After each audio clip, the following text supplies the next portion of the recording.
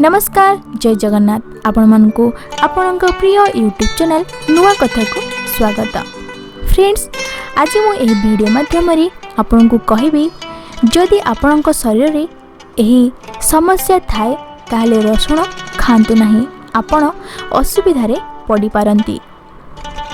खाइबार स्वाद बढ़ावा संगे संगे शरीर को सुस्थ रखिया पई मध्य रसुण खिया जाई थाए।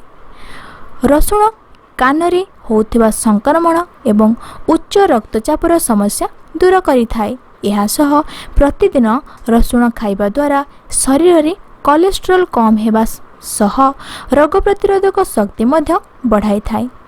किंतु किछि लोक रसुण खाइबा उचित नुहे बोली एही परीक्षारु जणा पड़िछि।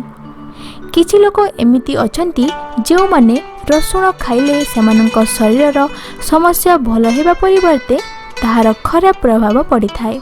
तेबे आसंतु जानिबा क्यों शारीरिक समस्या थिले रसुण खाइबा अनुचित। हेले ता पूर्वरु जदि आपण माने आम चैनल रे नुआ आछंती तेबे सब्सक्राइब करनियंतु और ता सहित बेल बटन को प्रेस करनियंतु, जहा फଳରେ आपण माने हमर आगामी वीडियोर नोटिफिकेशन सहजरे पाई परिबे।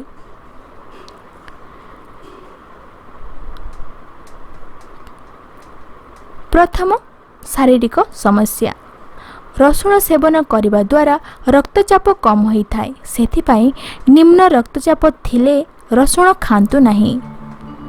द्वितीय शारीरिक समस्या, रसुण रक्त को पतला करे थाए, सेथिपाई जदि आपण किछि स्वास्थ्य समस्या पाई औषध खाउछंती ताहेले रसुण खांतु नाही, कारण एही परि परिस्थिति रे रक्तस्राव हेबार आशंका रही थाए। तृतीय शारीरिक समस्या, एंटीऑक्सीडेंट गुण मध्य रसुण रे रही थाए, शरीर पाई लाभदायक साब्यस्त होईछि। किंतु आपणकर यकृत जनित समस्या थिले रसुण खाइबा कथा भाबंतु नाही। जदि आपण सेही भली परिस्थिति रे रसुण खाउछंती तेबे यकृत उपरि खराब प्रभाव पड़िबार आशंका बढ़ी जाई थाए। चतुर्थ स्वास्थ्य समस्या थिले आपण माने एही अवस्था रे मतलब गर्भवती थिबा महिला रसुण खाइबा अनुचित, कारण रसुण खाइबा द्वारा पिला नष्ट हेबार आशंका बढ़ी जाई थाए।